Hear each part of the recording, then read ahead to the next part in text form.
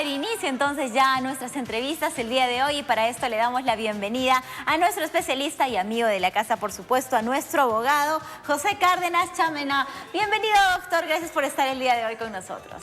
No, a ustedes las gracias, amigos televidentes, que estamos juntos, el canal, y por supuesto, Claudita, es bueno compartir temas como el del día de hoy, ¿no? Vamos a tratar sobre la intervención policial. Intervención policial, ¿cómo actuar ante una intervención policial? Y muchos dirán, ¿pero qué? ¿Me pueden intervenir así sin ton ni son? Pues todo hoy lo vamos a hablar con el doctor. Permíteme separarlo en tres bloques, muy breves. Uno primero, en el contexto general, la intervención policial y qué debemos hacer frente a ella. El tema general empieza con que estamos en un Estado de Derecho, pero otros decimos Estado constitucional de derecho. ¿Cuál es la diferencia? En un Estado de Derecho, la ley se cumple sí o sí. La ley es la ley, ¿me dejo entender? En cambio, en un Estado constitucional de derecho, la ley se cumple siempre y cuando no afecte el derecho fundamental de la persona. Se da cuenta que en el primero hay una situación de autoritarismo puro, pero en el segundo hay una situación de control social, de respeto a la persona y la necesidad de que toda la ley esté al servicio de la persona y no al revés. Porque imagínate, un Estado abusivo, autoritario, saca leyes que saluden con la mano a todos los ministros. Es que no, es una ley, hay que cumplirla. Por supuesto. No, pero que en este caso hipotético, por supuesto, menoscaba la dignidad de la persona, ¿no? Por supuesto. Mira, inclusive a nivel judicial, antes los magistrados del Poder Judicial se sentaban en plataformas, ¿no? Como en el estilo medieval, ¿no? Con arriba y abajo. Hasta en películas lo hemos visto, ¿no? Exacto. En cambio, hoy día no. El juez, dentro de una visión constitucional de derechos fundamentales, de igualdad, está en el mismo nivel. Claro que un poquito hoy tenemos la plataforma virtual, ¿no? Exacto. Pero no la plataforma física. Pero fíjate cómo se va cambiando el concepto de la interiorización de esta visión constitucional de las relaciones de la sociedad, en un modelo, por supuesto, democrático, republicano y constitucional. Muy bien. Con esa perspectiva, que es el contexto de la función pública en general, porque antes también en la administración usted iba no al poder esa información. En cambio, hoy no, hay el derecho a la transparencia, el derecho a la información, el habeas data, ¿no? Claro. ¿Se dan cuenta cómo las herramientas jurídicas van poco a poco interiorizándose en que los ejercicios de la persona son prioritarios frente al poder del Estado? Excelente. En el caso de la policía y la sociedad, ahí entramos el tema. Entonces, con ese contexto, el señor policía, las fuerzas policiales, las fuerzas militares, cuando estamos en un estado de emergencia, tienen prerrogativas y facultades para imponer el orden público o representan la fuerza pública en sí del Estado para mantener un estado de tranquilidad, sosiego, orden público, donde la sociedad puede desarrollarse armoniosamente. Exacto. Es la premisa fundamental. Pero ¿qué ocurre cuando el Estado se ve obligado a situaciones de fuerza, como es un estado de emergencia, situaciones ordinarias, como es una alteración del orden público, o una situación delictiva?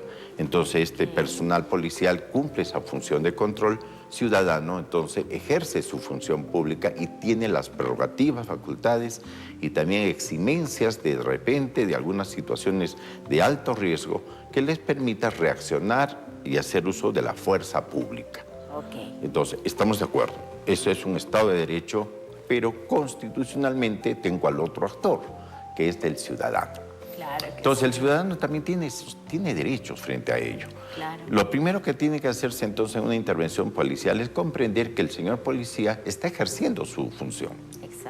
Por varias razones, pero tampoco no arbitrariamente, porque ya incurre a la línea delgada entre lo legal y lo ilegal, o el uso de la fuerza ordinaria y el uso de la fuerza, digamos ya ilícita o abuso de autoridad, que puede llegar inclusive a situaciones de imputaciones de delitos comunes, ¿no? Que vemos ordinariamente ocurre, ¿no?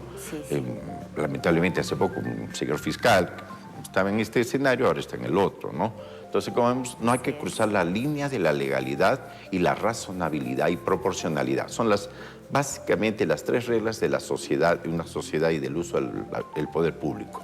Legalidad, la ley me ampara.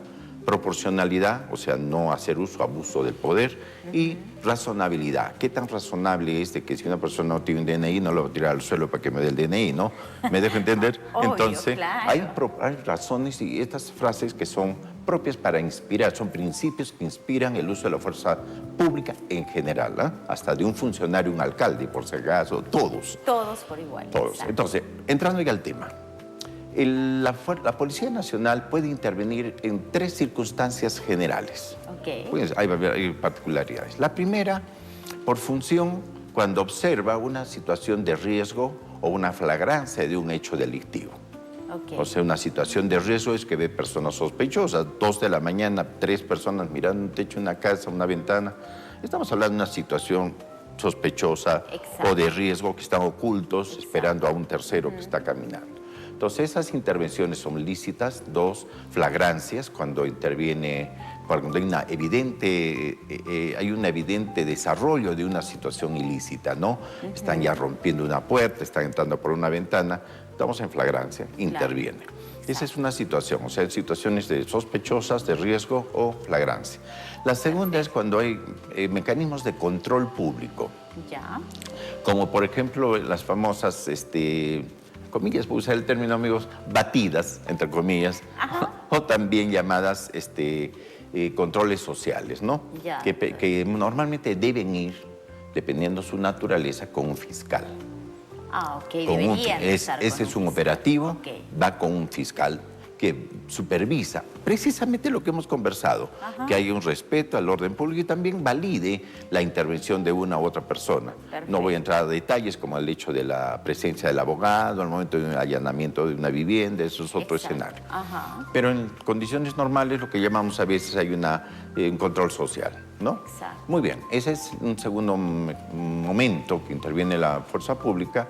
Y finalmente en situaciones de emergencia, ¿no? Cuando ya hay operativos especiales, por ejemplo, una situación reservada para una intervención domiciliaria en las madrugadas, que sabemos siempre también van con fiscal. Y hay otras condiciones de garantías para la persona intervenida, porque estamos violando el domicilio, estamos ingresando, etcétera. Entonces hay garantías también para las personas que viven dentro, ¿no? Puede haber niños, madres, personas mayores, claro. En fin. Entonces, como ven, estas 3 circunstancias se distribuyen las situaciones que podemos conocer habitualmente en las que nos interviene. Y el ciudadano común y corriente, para cerrar esta primera parte, antes de hablar cómo responder a ello, es cuando normalmente está caminando, hay los famosos controles de identidad que están en el segundo grupo, o cuando hay intervenciones, sobre todo cuando uno conduce, que también puede ser una intervención de tránsito, que acarrea también muchas veces contacto con la Policía Nacional. O con, bueno, ahora hablamos también de los amigos de control ciudadano de los municipios, ¿no? Claro, las municipalidades, también tenemos el serenazgo, también tenemos el ATU, en algunos casos por las funciones que cumple el control público, vehicular, en fin.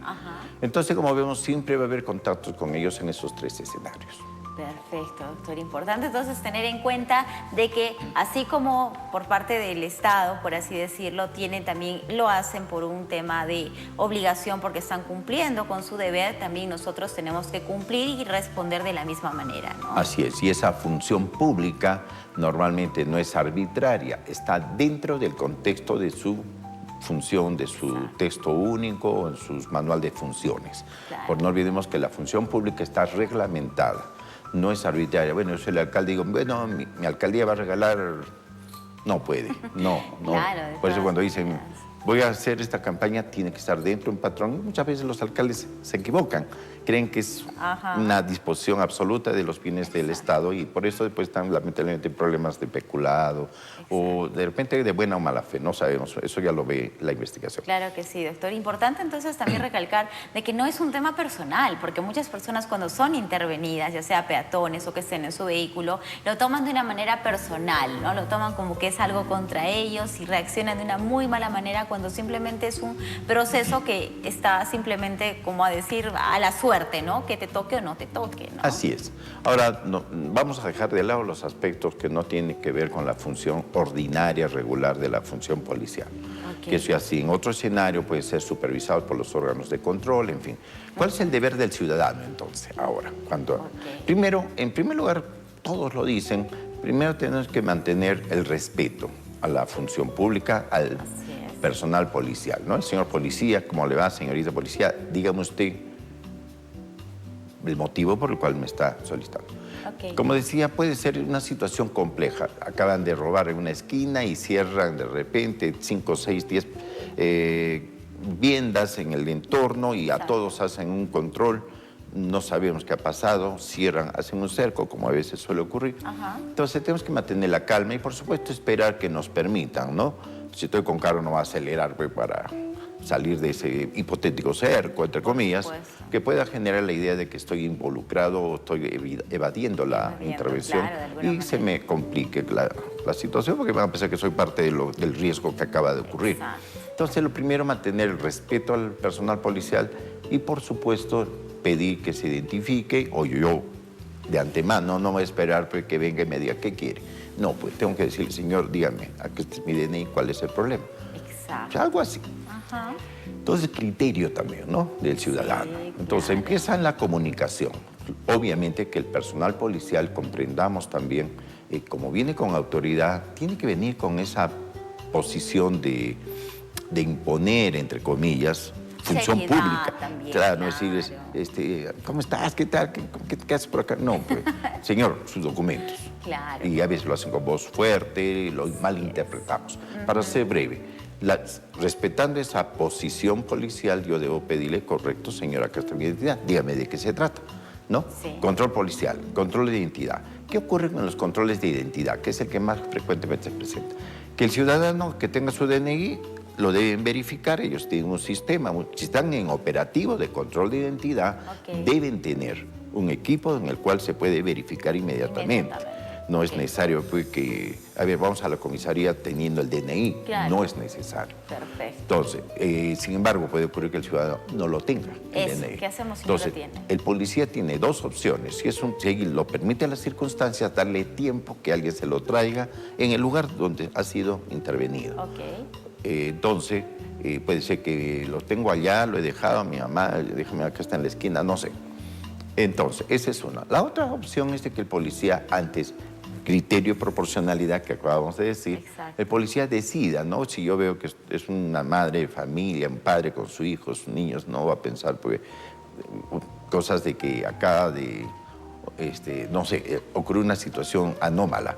Entonces, debe razonablemente evitar, por ejemplo, intervenir si ya la situación por sí misma descarta cualquier riesgo. Pero eso es criterio del policía. Pero la ley le permite que lo pueda conducir. Ojo, intervenir, conducir.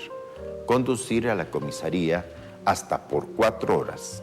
Hasta por 4 horas. Hasta por 4 horas. Ahora, al ciudadano, pues no va a llevar a los menores de edad, ¿no? Me dejo entender cuando dice el ejemplo de la familia. Claro. Entonces, para efecto de justamente confirmar el tema de la identidad, la Policía Nacional tiene en las sedes mecanismos biométricos para rápidamente determinar la identidad y decidir si hay o no de repente alguna requisitoria, algún pedido de conducción, etcétera.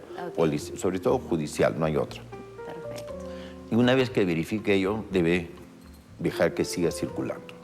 Ahora, si en el camino interviene una persona que tiene RQ, o sea, requisitoria, y encima está documentado y le verifican que está con requisitoria, se queda detenido para ese fin. Para continuar con su Pero proceso. no hay que dejar que pasen las 4 horas, no, tiene el derecho. Ojo, muchas veces, amigos policías, creen que una persona que está conducida o intervenida y conducida a la comisaría, no tiene, en primer lugar, no lo pueden llevar esposado. Claro. Está claro, porque eso va... Y no es que esté preso. No, ¿verdad? no está preso, detenido. Claro, no está detenido. Claro. Es la palabra clave que muchas veces ocurre en las comisarías. Señor, ¿han detenido a un señor? No, no lo hemos detenido. No, sí lo han traído, lo hemos conducido. Bueno, entonces, para que sea término adecuado para poder establecer lo que llamamos la situación legal del ciudadano, ¿no? El ciudadano está en estado de libertad. Puede ser intervenido, puede ser conducido y de repente retenido y posteriormente puede estar hasta detenido provisionalmente y después viene lo más grave, que son las prisiones preventivas. ¿No? Detención preventiva y prisión preventiva. Estamos subiendo de abajo arriba. Entonces, en estas categorías de la situación jurídica de una persona, no debe saber que no necesariamente que si me llevan a la comisaría estoy detenido. No, he sido intervenido por alguna razón. El policía tiene el deber de informar a su comando, hacer un parte del motivo de la intervención. Yo tengo el deber para pedirle al señor policía que se identifique, me dé las razones y si veo que es una situación que no comprendo, poder llamar a un abogado que lo asesore en ese momento. O si no tengo un abogado, pedir un defensor público. Ojo, un defensor público, señor, no sé por qué, no entiendo lo que me está explicando, quiero que venga un abogado de la Defensoría Pública. Y la Defensoría Pública es aquella que está en el Ministerio de Justicia y Derechos Humanos que gratuitamente va a intervenir para efecto de ver su situación legal de la persona, ¿no?